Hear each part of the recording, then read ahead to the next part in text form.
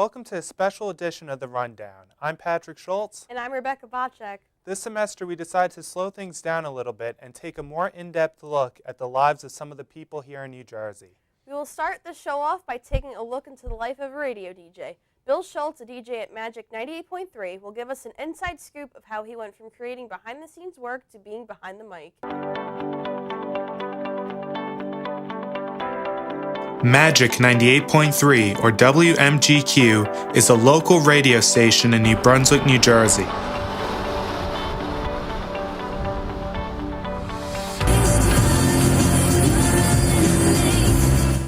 Magic, its motto being today's hits and yesterday's favorites, is one of the top 40 radio stations that has live DJs. Bill Schultz is one of them. It's Magic 98.3. Hey, registration's open for the Garden State 10 happening at Colonial Park. I interviewed Bill Schultz to get an inside scoop of what life is like as a DJ. All right, so we're doing a radio show, okay, which a lot of people think is coming in and playing a lot of your favorite songs, and which it is, but it's a little more organized than that. We have two logs that we work off of. One is the music log. The other log we have is the commercial log. And basically, executing these two logs is what we're here to do, and of course, entertain as much as possible. So when these two logs are printed and given to us, the air personalities or DJs, they're also merged into this system, which is called Wide Orbit. And so that goes ahead and schedules all of the music and the commercials. So this computer will basically play all of that. So you don't necessarily need to interact with the computer at all, unless you're ready to talk, and then you just switch the computer to manual, you turn the microphone on, and you talk. We'll be doing that in just a second.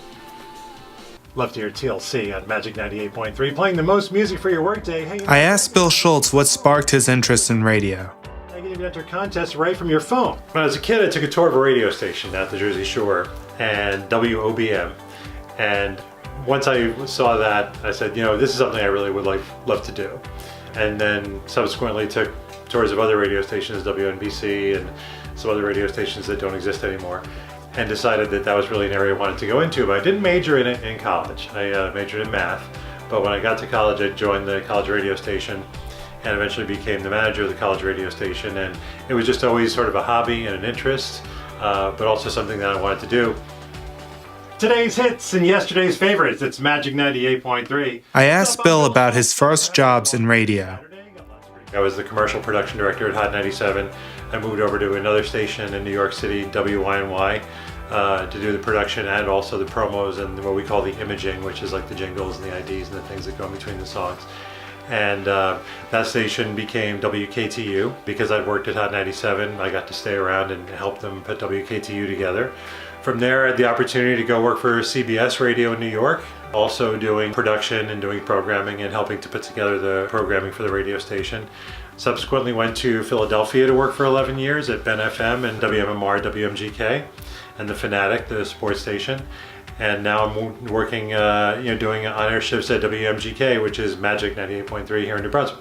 I interviewed Debbie Mazzella, the program director and weekdays DJ on Magic 98.3, Marianne Morgan, co-host of Magic 98.3's morning show, and Joel Katz, also co-host of Magic 98.3's morning show, to hear what they think of Bill as a DJ. It's just a good, solid, on-air guy. Yeah, it really is. I like his it does, yes, does everything. Mm-hmm. Does everything right. We're training somebody new, and you want to teach them. You can use Bill as an example.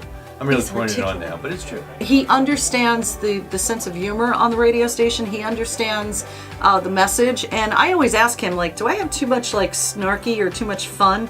And he's like, no, you want your radio station to have personality. So I love that he understands that, and he brings that to the table a lot. I asked Bill how he ended up becoming a DJ on Magic 98.3.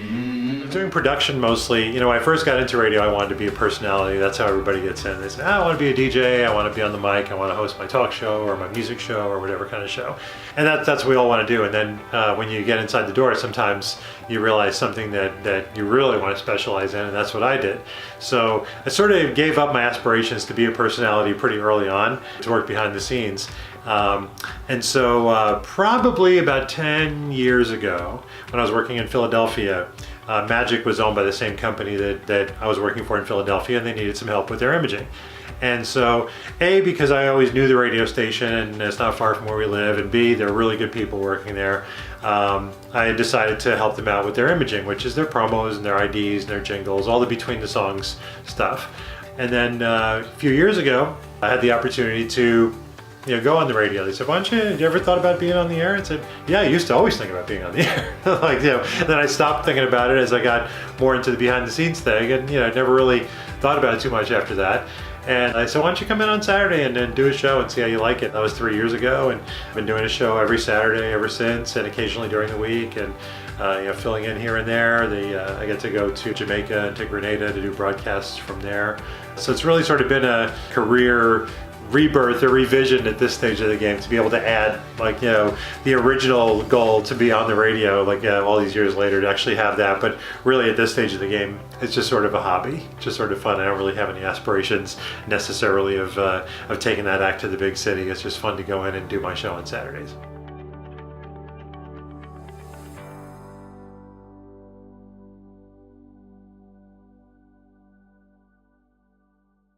If you are interested in keeping up with Bill, you can follow him on Twitter and Instagram at Schultz Media.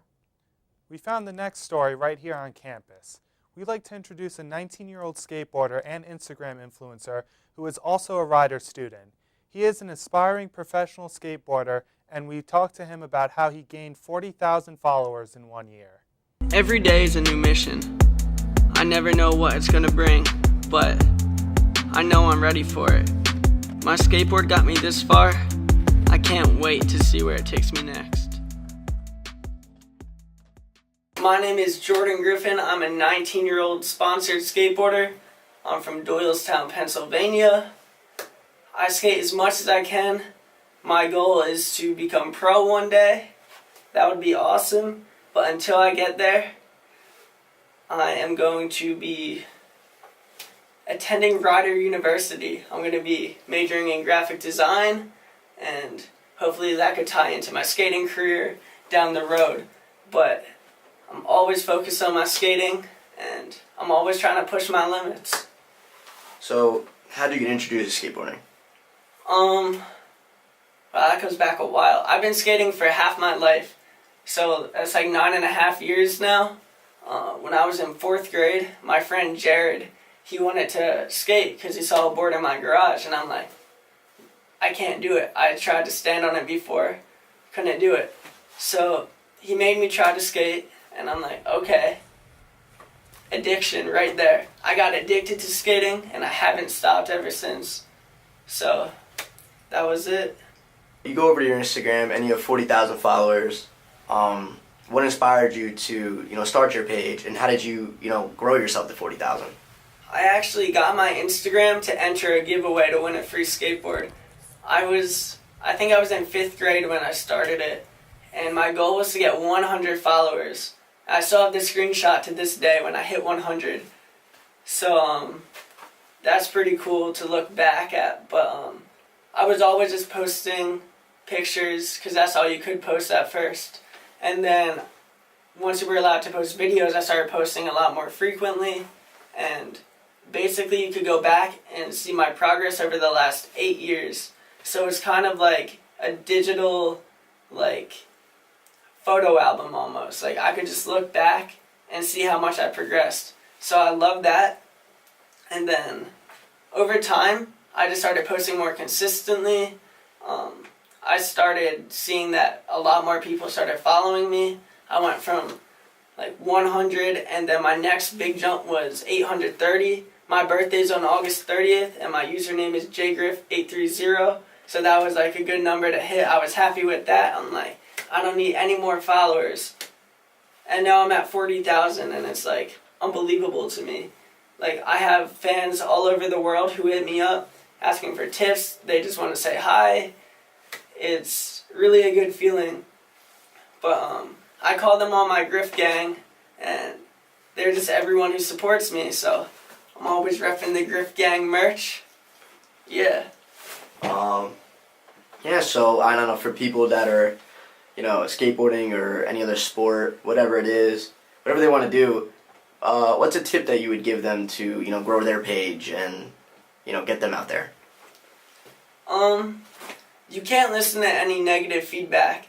Growing up, I had people tell me that it's almost impossible to go pro, it's almost impossible to make a living off of skating, and your page just kind of goes with that. Like, they're kind of saying that you can't make it to where you want to be. So I'm currently 19, like I said, and I'm already making money from skating. I have 7 sponsors currently, and going pro is just the next level. So I'm almost there. I didn't give up no matter what anyone told me. People told me that I have to go to college, I can't skate, so I'm here going to college, I'm skating, I'm doing what I love, and I'm going to make my dreams come true. So if you don't give up and you work hard, you can really get anywhere. If you want to grow your Instagram page, content is the #1 thing you need. I post 2 to 3 times a week. In the summer I was posting once a day. I did twice a day for a while. I was just trying to reach new people. The best advice I could give is just to always be getting content. Every day when you wake up, just jot down some ideas, take some pictures, take some videos. If for whatever you're doing you can't get content every day, make sure when you can get content, you're stacking a lot. And make a schedule for yourself. Normally I post at 4 p.m. or 5 p.m. Now I'm leaning towards 4 p.m. because I'm getting more engagement at that hour. Your Instagram could tell you that, so it could be different for you. Yeah, really, you just want to get the most engagement in a short amount of time for every post. So having your friends like and comment as fast as possible is going to help the algorithm boost your posts to more people. It's going to reach a bigger following, and then a percentage of those people, they're going to come to your page and follow you and become a fan of you, potentially. Head over to his Instagram at jgriff830 to see more of his work. We're staying on campus for this next story as we head on over to the Rider University bookstore to learn about the Bestsellers program. We wanted to find out more about the benefits it has for students after they graduate. Hi guys, my name's Rebecca, and today I'm taking you to my place of employment, the Rider University bookstore, where you'll get to hear from one of my friends in her experience working at the bookstore and what great opportunities may arise after graduation. Stay tuned. Hi, my name's Alyssa Miller. I'm a freshman and I've been working at the bookstore since August of last semester. I like working at the bookstore a lot because it gets me really involved with the community. I've made a lot of friends here that live on campus, and since I do live on campus, it's really easy just to get to work and go back home. After talking with Alyssa, I was lucky enough to hear what Dan had to say about the bookstore's great opportunity, the Bestsellers program. Hi, I'm Dan, and I'm a bookseller at the Rider University bookstore, and I'm actually a member of Barnes & Noble's bestseller program. It's basically a program for me because I don't know what I want to do post-graduation, and I grew up a lot during my time here at the bookstore. So basically what the bestseller program is a program that lets prospective managers or supervisors get a feel for what it's like to open, close, do a lot of the back end stuff of running the bookstore. All right, so the application for the bestseller program is actually quite simple. You basically get an application from your manager and you fill it out with all the information. It's a series of like 5 questions asking you why you want to do it, what makes you feel like you're a good fit for it, and things like that. And after you submit it, give it maybe a week or 2, and then the manager will schedule an interview with the regional manager. And then after that, if the regional manager thinks you're a good fit, you're in the program. Dan also went on to discuss the coursework you'll have to take when applying to become a bestseller. So once you're in the bestseller program, you need to complete a series of tasks and courses to complete before you get certified into the manager program. So basically what I'm doing right now is going through the second module that I have to do. It's like a course, and I'm doing a series of tasks and presentations and things like that. And then at the end, I need to do like this quiz that makes sure I understood everything that I learned. I recommend the bestseller program for students who don't necessarily know what they want to do post-graduation. I know for personally, like, I don't know what I'm going to do with my degree after it. And because I had this job for so long and I kind of developed as a strong person in the bookstore, I felt like it would be a great way for me to increase my leadership skills. I believe that's all the time we have today. A big thanks to the bookstore and Dan and Alyssa for their insights. After filming this interview and learning about bestsellers, I decided to take the initiative and become a part of it too. For more information, please visit www.rider.bncollege.com.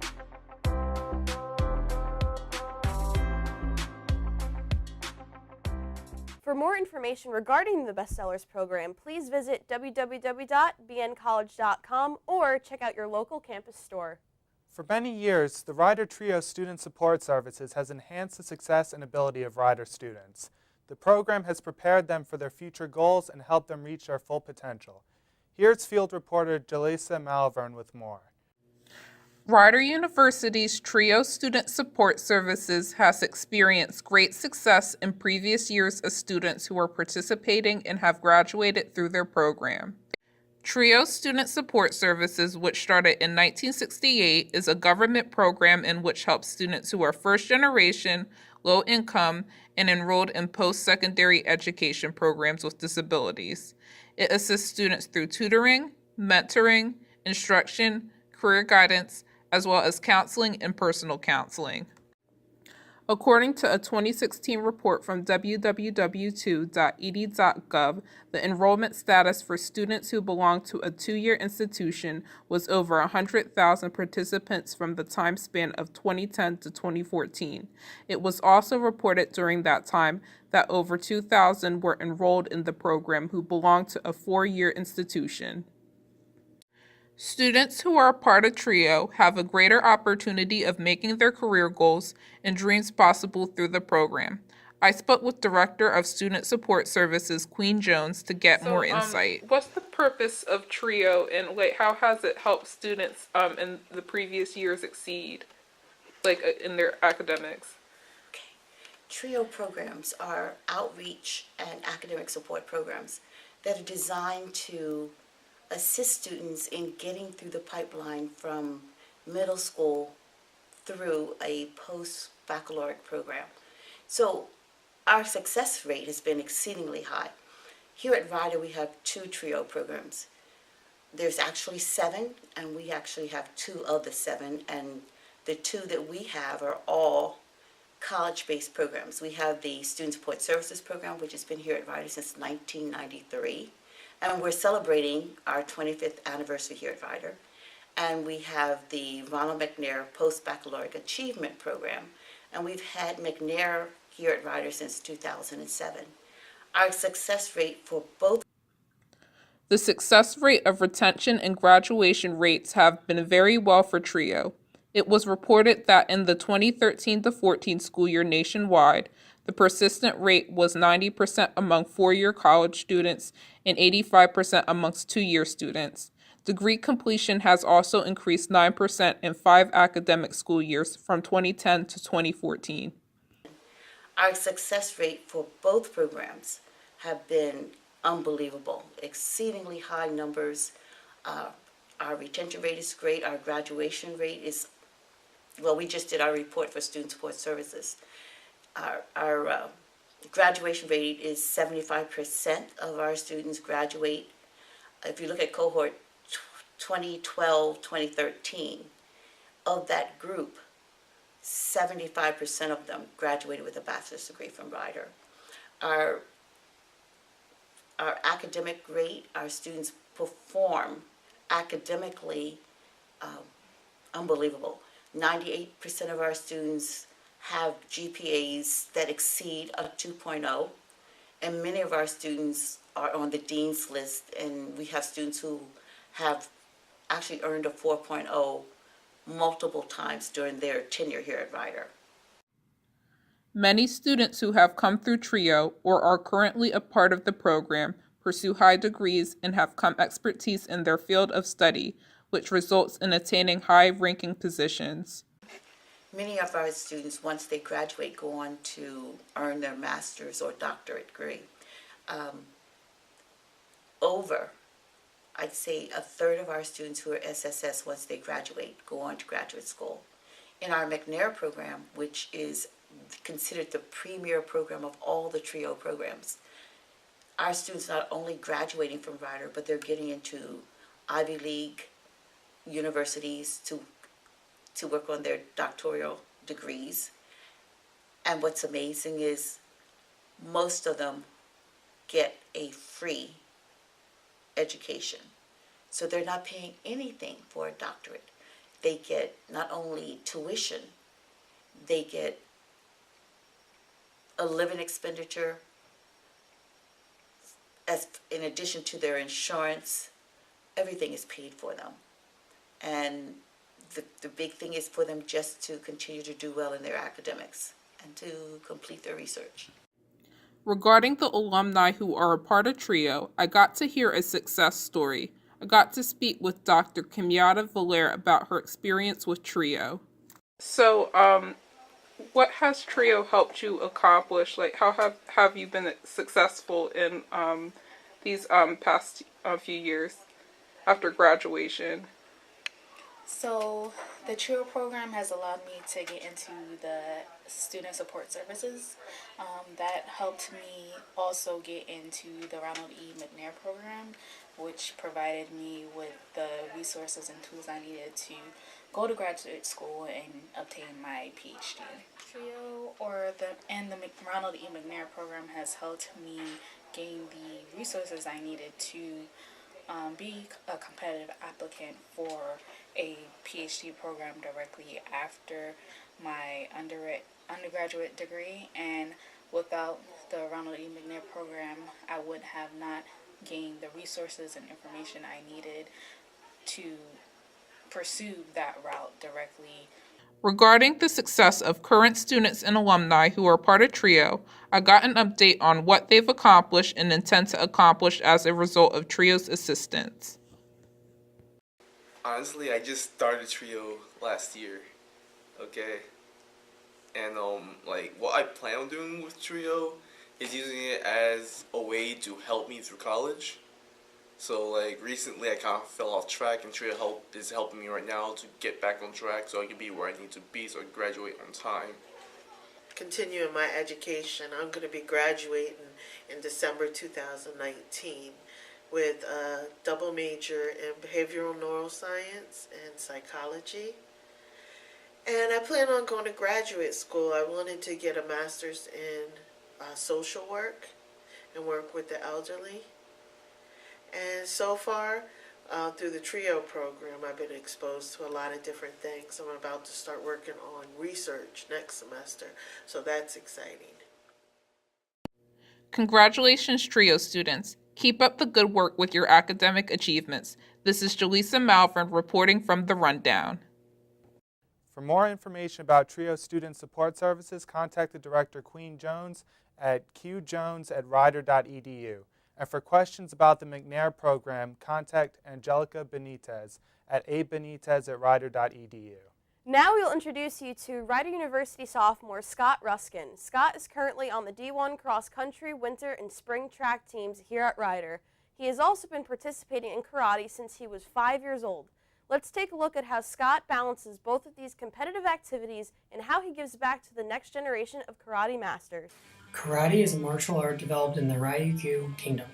Karate is now predominantly a striking art, using punching, kicking, knee strikes, elbow strikes, and open hand techniques such as knife hands, spear hands, and palm strikes. Historically, and in some modern styles, grappling, throws, joint locks, restraints, and vital point strikes are also taught. Karate was just recently added to the Olympics and has grown in popularity over the years due to movies and TV shows and fun videos like the seen on YouTube. A karate practitioner is called a karateka. The karateka I interviewed is none other than Rider University sophomore Scott Ruskin. Scott Ruskin grew up in Oxford, New Jersey and is still practicing karate today. So Scott, why did you start doing karate? I originally started karate because my mom needed me to do something in my spare time. I started when I was 5 years old, so I really had no interest in really doing anything specifically, but I always thought karate was really cool.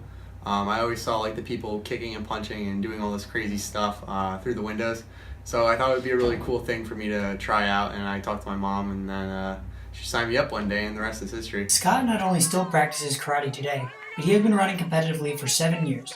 He is a part of the Rider University D1 cross-country, winter, and spring track programs. How does someone like Scott balance his passion for running and track? Yeah, it definitely has its challenges. Obviously, when I'm here at school, this is my focus. I'm here, I'm running, making sure I'm keeping good track of my grades. But when I'm back home for winter break or summer break or spring break or whatever it is, I try to make my way into class, teach a couple classes, learn some more knowledge and some more skills.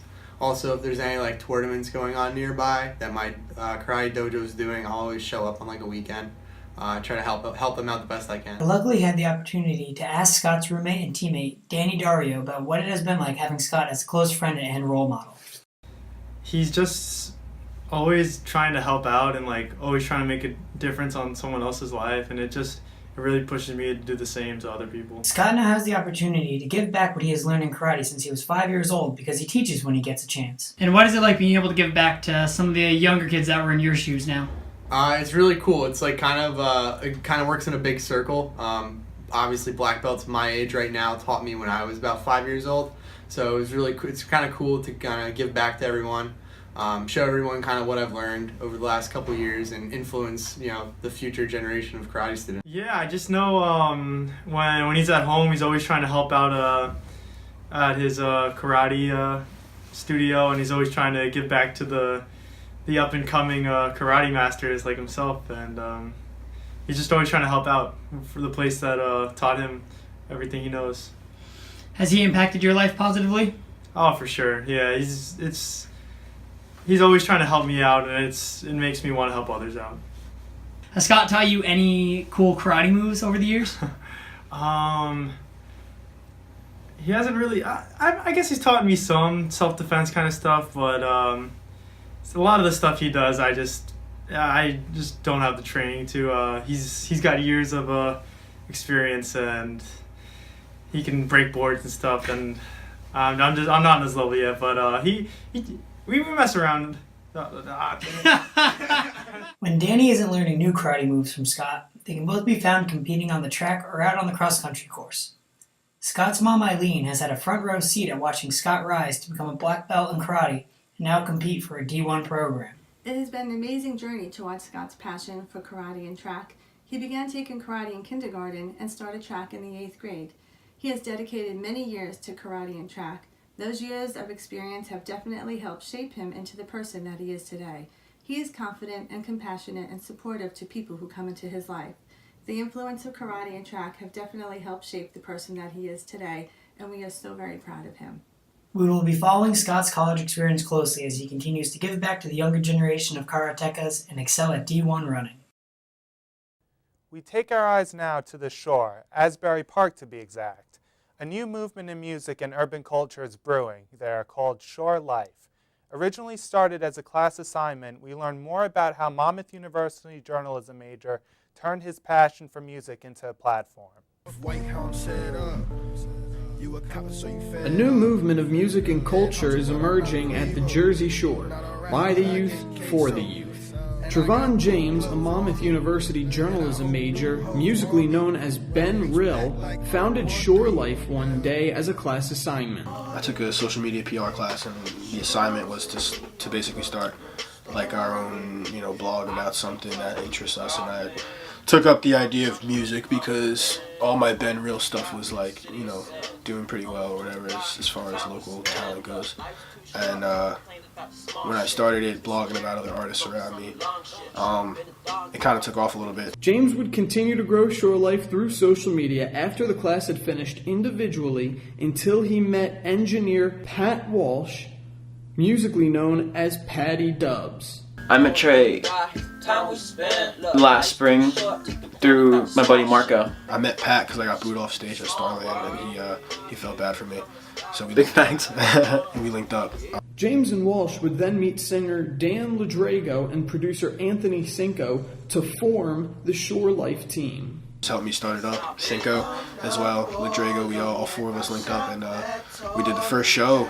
The Shore Life Listening Party, held at the Asbury Park Music Foundation, hosted many acts and would bring a following online together for the first time, solidifying a movement. Fault of anybody else, but I just didn't like, selling tickets for other people and stuff like that. So I said, what if we just do our own little party, our own little listening party? No ticket cap, no, you have to promise me you sell this many tickets. And everybody can showcase the talent they had, and it went off great, because like all these kids have all these different fans, and all these kids have all these different types of music, and they all came together, and it was so cool. So from a blog to that, it was just like, the blogging was kind of like the internet version of the listening party, because we're all like supporting each other through the blog, and now we're actually all in person supporting each other. Neither member of the Shore Life team had ever thrown an event before.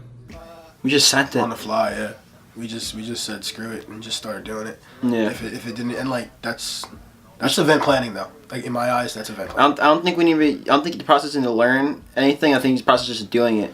It's all working. Like it's all literally just not being lazy. Yeah. And just like sending it, because it's like there's no certain technique to event planning. You just have to be organized and willing to actually work on stuff. Off of the first show, then, how did you guys feel?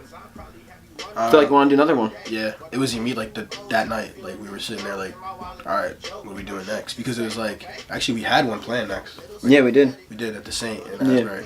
The show across town at the Saint would be the biggest venue. How would the Shore Life team handle this? It was literally like... That's the first time we brought the Recess Boys in. Yeah. Recess Radio is an alternative hip-hop group from Manasquan, New Jersey.